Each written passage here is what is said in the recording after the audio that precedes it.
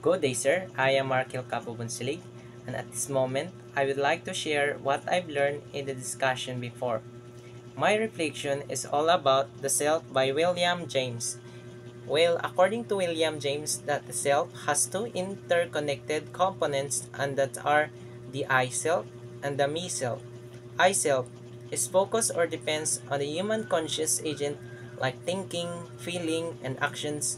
This usually occurred or happened when anyone or somebody got hurt by someone and got abused or something one of an important person lose to you that might trigger your feelings.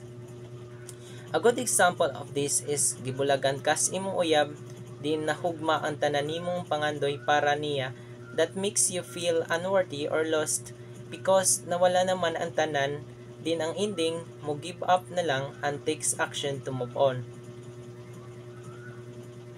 On the other hand is me self. Me means the physical characteristics of the self with the psychological capabilities that make us know ourselves.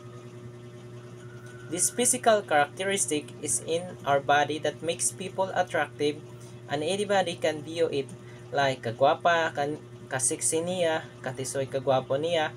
But still, we all know that not at all naay nga traits that's why psychological capabilities appears.